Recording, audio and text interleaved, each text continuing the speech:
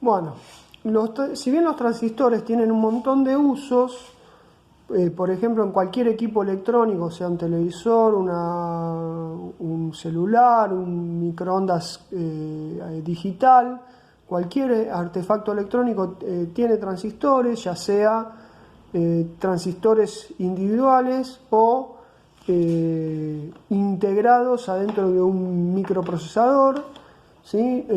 Lo que a nosotros nos va a interesar es para manejar etapas de potencia, ¿sí? Para manejar grandes cargas. Nosotros tenemos microcontroladores como ser Arduino o PLCs que tienen salidas que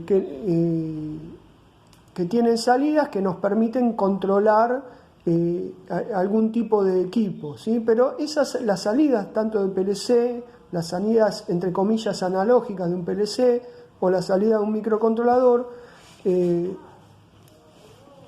manejan corrientes muy pequeñas, ¿sí? Del orden de los 20 miliamperes, ¿sí? Lo que quiere decir 0,02 amperes, ¿sí? Con esas corrientes tan bajas prácticamente no podemos controlar nada, no podríamos activar un relé, no podríamos activar un contactor, no podríamos prender una lámpara, aunque sea una lámpara a bajo consumo, ni mucho menos mover un motor o algo por el estilo, ¿sí?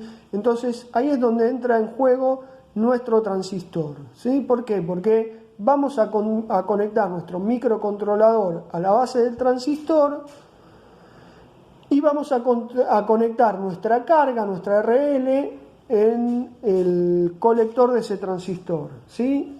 Por ejemplo, supongamos que nuestra RL es una lámpara, ¿sí? Entonces vamos a analizar qué pasa en este circuito. Puse valores redondos para simplificarnos los cálculos para hacer un análisis un poco más rápido, ¿sí? Vemos acá que tengo mi circuito, microcontrolador entrando en la base, una resistencia que puede ser una lámpara que tenga una resistencia de 10 ohm, tengo una fuente de corriente continua de 10 volt y vamos a suponer un transistor con un HFE de 100.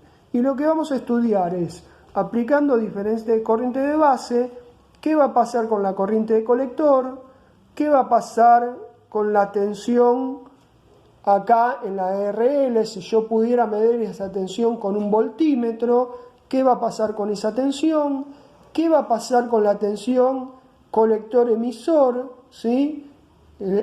Si yo pudiera medir también con un voltímetro, con algún instrumento, la tensión entre el colector y el emisor de ese transistor, voy a medir que hay una tensión, ¿sí? Vamos a ver qué pasa acá, vamos a ver cuál es la potencia que disipa la RL y vamos a ver que si hay tensión colector-emisor, si hay una tensión y va a circular una corriente, si esta corriente de colector va entre colector y emisor, o sea que ese transistor va a tener una caída de tensión y va a tener una corriente, por lo tanto va a tener una potencia, va a disipar potencia, ¿sí? Ese transistor va a disipar potencia en forma de calor, ¿sí? Ese calor no nos beneficia, primero porque es una pérdida de energía, no se va a aprovechar para nada, salvo que usemos el transistor de estufa, que no es muy recomendable.